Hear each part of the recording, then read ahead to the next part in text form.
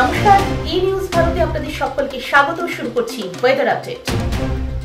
আবহাওয়া দপ্তরের পূর্বাভাস অনুযায়ী 17 থেকে 18 তারিখের মধ্যে দক্ষিণবঙ্গে মৌসুমী বায়ু প্রবেশ করার সম্ভাবনা। একটি ঘূর্ণাবর্ত রয়েছে উত্তর পশ্চিম বঙ্গোপসাগরে। এই সপ্তাহে পশ্চিমবঙ্গের সব জেলাতেই বৃষ্টি হবে। আজ বৃষ্টির পূর্বাভাস রয়েছে উত্তরবঙ্গের সব জেলাতে। আজ দক্ষিণবঙ্গের 2 মেদিনীপুর এবং কলকাতা সহ বাকি জেলাতে বিক্ষিপ্ত ভারী বৃষ্টির পূর্বাভাস।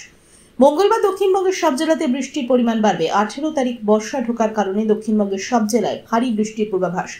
আগামী বৃহস্পতিবার থেকে বৃষ্টির পরিমাণ কিছুটা কমবে। শুধু পশ্চিম বর্ধমান, বীরভূম, মুর্শিদাবাদে ভারী বৃষ্টি হবে আগামী বৃহস্পতিবার। দক্ষিণবঙ্গের বিভিন্ন জেলায় আজ থেকে ভারী বৃষ্টির সম্ভাবনা রয়েছে। বৃষ্টি হতে পারে উত্তর ও দক্ষিণ 24 পরগনা, পূর্ব পশ্চিম মেদিনীপুর, ঝাড়গ্রাম, পুরুলিয়া, বাঁকুড়া, পশ্চিম বর্ধমান, পূর্ব বর্ধমান, বীরভূম ও মুর্শিদাবাদে। সোমবার থেকে বুধবার পর্যন্ত দক্ষিণবঙ্গের বিভিন্ন জেলায় বিক্ষিপ্ত ভারী বৃষ্টির সম্ভাবনা। নদিয়া, 24 পরগনা এবং বর্ধমানে। আজ কলকাতায় আংশিক মেঘলা আকাশ। আজ কলকাতা ও তার পার্শ্ববর্তী অঞ্চলে দিনের সর্বোচ্চ তাপমাত্রা 32 ডিগ্রি সেলসিয়াস, সর্বনিম্ন 27 ডিগ্রি সেলসিয়াস। বাতাসে আপেক্ষিক আর্দ্রতার পরিমাণ 80%।